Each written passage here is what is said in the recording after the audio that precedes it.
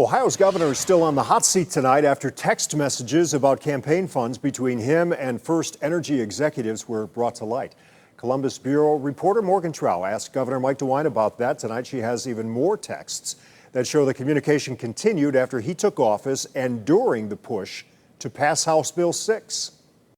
Governor Mike DeWine has tried to distance himself as much as he can from the largest public corruption scheme in state history, where FirstEnergy spent $60 million in exchange for House Bill 6, legislation giving a $1 billion bailout for their failing energy company. This case has already resulted in former House Speaker Larry Householder getting 20 years in prison. DeWine says he only signed this bill because it was good policy. I supported this bill because it supported nuclear energy. But an open records request reveals that DeWine communicated frequently with now-indicted FirstEnergy executives Chuck Jones and Michael Dowling. They held lavish fundraisers before the governor was elected, and records show DeWine texted Jones asking for campaign contributions. And Jones gave $500,000 to a dark money group for DeWine 3 days later. DeWine continues to claim that he doesn't remember these conversations. I'm making a lot of calls to a lot of people asking for money. We questioned the governor about the new text messages. Why should ratepayers believe you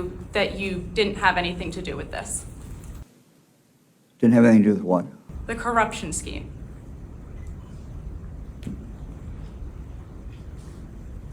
I'm trying to count the years, 45 years in public office, 45 years without any kind of personal scandal. Democratic State Rep Casey Weinstein says he doesn't believe the governor. You're aware of everything going on, especially in the home stretch.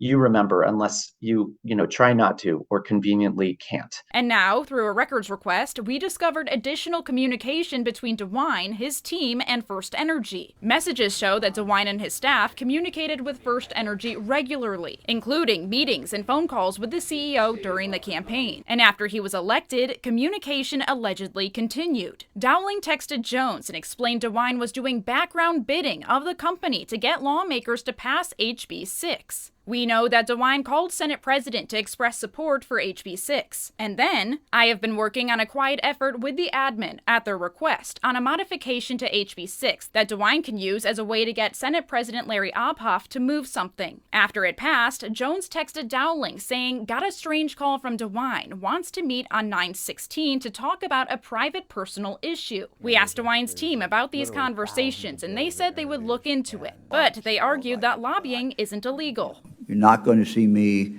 violate the law. Other texts between Jones and Dowling say that DeWine also got a playbook from FirstEnergy on how to talk about a negative financial report on the impact of HB 6. Some lady in Gov's office is still concerned about report. Her job is to make sure the DeWine team knows how to talk about the API report, and that DeWine would back any effort to stop HB 6 from being repealed. DeWine is on board. At the Ohio State House, I'm Morgan Trow reporting.